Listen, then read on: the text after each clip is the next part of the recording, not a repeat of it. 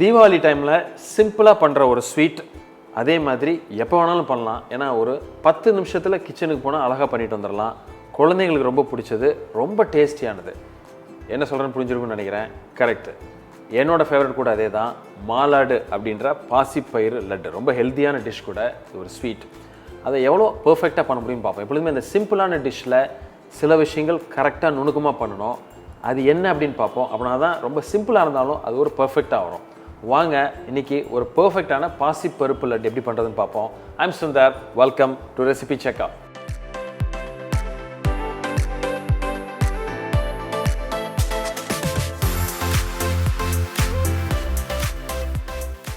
ஒரு 4-5 இன்க்ரீடியன்ஸ் இருந்தால் ஒரு பர்ஃபெக்டான பாசிப்பருப்பு உருண்டை குயிக்காக பண்ணிடலாம்.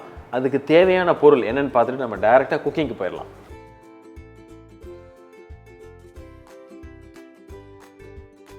என்ன பண்ணுறேன், ஒரு பேன் எடுத்துகிட்டு ஒரு 2 ஸ்பூன் நல்ல தரமான நெய் எடுத்துருக்கேன். ஏன்னா இந்த பாசிப்பருப்பு உருண்டையில் பெருசாக ஒன்றும் பெரிய இன்க்ரீடியன்ஸ் ஒன்றும் கிடையாது. அதனால் அந்த எடுத்துருக்கிற 4-5 இன்க்ரீடியன்ஸ் இருந்தாலும் அது நல்ல குவாலிட்டியாக இருக்கணும். அந்த நெய் வந்து ரொம்ப குவாலிட்டியாக இருக்கணும். ஏன்னா அந்த நெய்யோட வாசம் தான் அந்த உருண்டையோட ஃபினிஷிங் டச் அப்படின்னு சொல்லலாம். ரொம்ப முக்கியம். ஸோ நல்ல வாசனை சூப்பராக வருது. ஸோ அதனால் நல்ல குவாலிட்டி. ஸோ ஒரு 2 கப்பு பாசிப்பருப்பு வாங்கி அதை இப்போது இதில் நான் ஆட் பண்ணிக்கிறேன். கலர் மாறிடக்கூடாது, பொறுமையாக வறுக்கணும். இந்த பாசிப்பருப்பு வறுக்கிறப்போ நல்ல ஒரு ஃப்ளேவர் கிடைக்கும். அது கொஞ்சம் நல்ல அந்த ஃப்ரை ஆகி அந்த நெய் மனம் இப்போ வருது இல்லையா, அது அந்த நல்ல ஃப்ரை ஆகிறப்போ அந்த பாசிப்பருப்பு வாசனையும் சேர்ந்து ஒரு சூப்பரான ஒரு ஃப்ளேவர், அது அந்த அரோமா வர வரைக்கும் நம்ம இதை வறுத்துருவோம். ஸோ இந்த பாசிப்பருப்பு உருண்டை வந்து ரொம்ப ஹெல்த்தியானது. அதனால் நீங்கள் வந்து எப்பொழுதுமே இதை வந்து உங்கள் குழந்தைங்களுக்கு ஸ்நாக் பாக்ஸில் கொடுக்குறதுக்கு ரொம்ப நீங்கள் திங்க் பண்ணலாம். ஏன்னா இது வந்து சாப்பிட்டா வயிறும் கொஞ்சம் நிறையும், ரொம்ப ஹை ப்ரோட்டீன் கூட, அதனால் ரொம்ப ஹெல்த்தியானது, குழந்தைங்களுக்கு ரொம்ப பிடிக்கும், ரொம்ப முக்கியம். ஸோ பார்த்தீங்கன்னா இந்த பாசிப்பருப்பு நல்ல ஃப்ரை ஆகி நல்ல ஒரு வாசனை அந்த நெய்யோடு சேர்ந்து அந்த பாசிப்பருப்பு வறுத்த வாசனை வருது. ஸோ கலர் கொஞ்சம் லைட்டாக மைல்டாக கொஞ்சம் மாறி இருக்குது. ஸோ இந்த ஸ்டேஜில் இதை எடுத்து கொஞ்சம் லைட்டாக ஆறினோன்னே இதை பொடி பண்ணி சலித்து தனியாக வச்சுக்கிறோம்.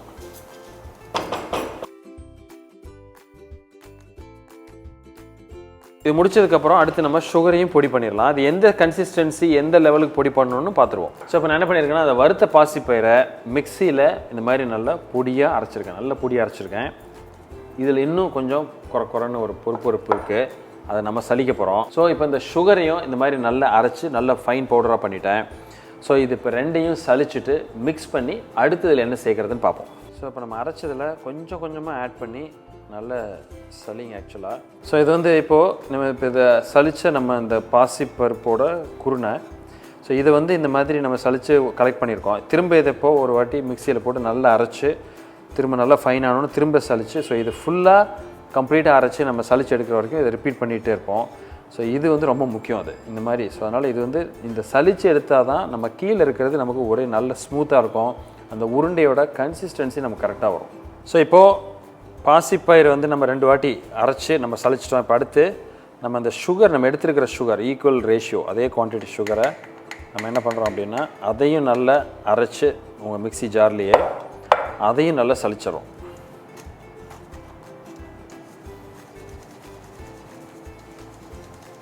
ஸோ இப்போ நம்ம இந்த பாசிப்பருப்பும் சுகரும் நல்லா சலித்து ரெடி பண்ணி வச்சிட்டோம்.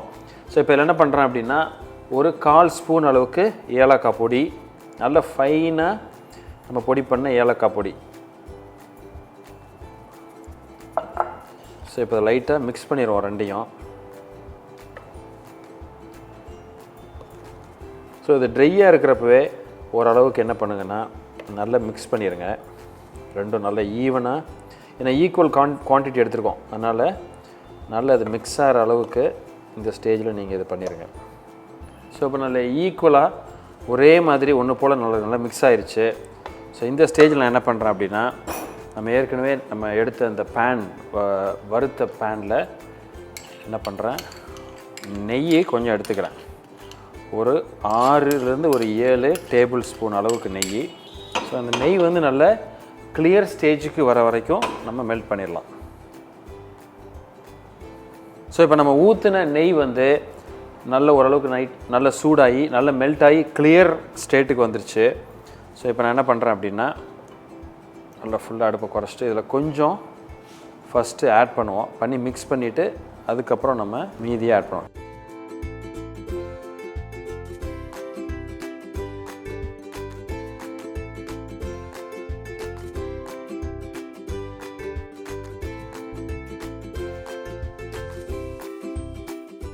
ஸோ நல்ல ஓரளவுக்கு இப்போ மிக்ஸ் ஆனோன்னே மீதி இருக்கிற நம்ம எடுத்த நெய்யும் கொஞ்சம்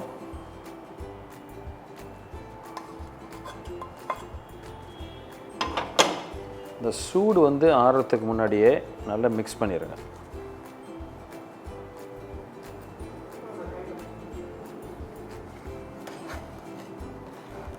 ஸோ இப்போ நம்ம அழகாக மிக்ஸ் பண்ணி இந்த மாதிரி ஒரு பிடிக்கிற அளவுக்கு ஒரு கன்சிஸ்டன்சி கொண்டு வந்துட்டோம். இதை இப்போ அழகாக ரோல் பண்ணி நம்ம இது பண்ணிடுவோம். ஸோ இந்த மாதிரி எப்பொழுதுமே வந்து ஒரு ஐடியா என்ன பண்ணலாம் அப்படின்னா, உங்களுக்கு நெய் அளவு சரியாக தெரியல அப்படின்னா கொஞ்சம் மாவு தனியாக எடுத்து வச்சுக்கோங்க. ஸோ இன்கேஸ் கொஞ்சம் நெய் அதிகமாகிருச்சு அப்படின்னா நீங்கள் மாவை போட்டு மிக்ஸ் பண்ணிக்கலாம். பட் இந்த அளவுக்கு ஒரு டோ மாதிரி ஒரு மாவு மாதிரி இந்த கன்சிஸ்டன்சி வர அளவுக்கு நம்ம அந்த நெய் ஆட் பண்ணிக்கிறோம். இப்போ நம்ம உருண்டை மாதிரி பிடிச்சிடலாம். ஸோ அந்த மாதிரி அழகாக உருண்டையாக பிடிச்சி ஷேப் பண்ணி இந்த மாதிரி நீங்கள் வச்சிடலாம்.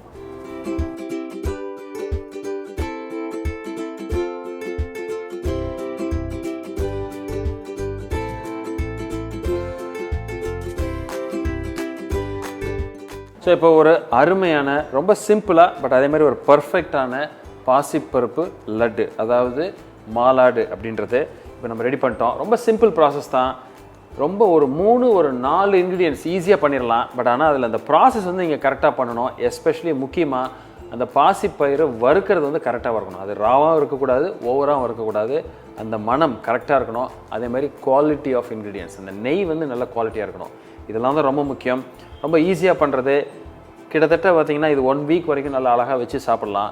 ஸோ அதனால் இது வந்து கொஞ்சம் வந்து பண்ணோன்னா ஓரளவு கொஞ்சம் சாஃப்டாக இருக்கும். பட் யூஸ்வலாக அந்த கொஞ்சம் எக்ஸ்ட்ரா ஒரு ஃப்ளார் அந்த மிக்சரை வச்சுட்டு அதை ஒரு டஸ்ட் பண்ணி வைக்கிறப்போ கொஞ்சம் நேரத்தில் அது நல்லா வந்து ஹார்டாகி கரெக்டாக சாப்பிட்றதுக்கு ஒரு 1 hour 2 hourல பர்ஃபெக்டாக ரெடி ஆயிடும்.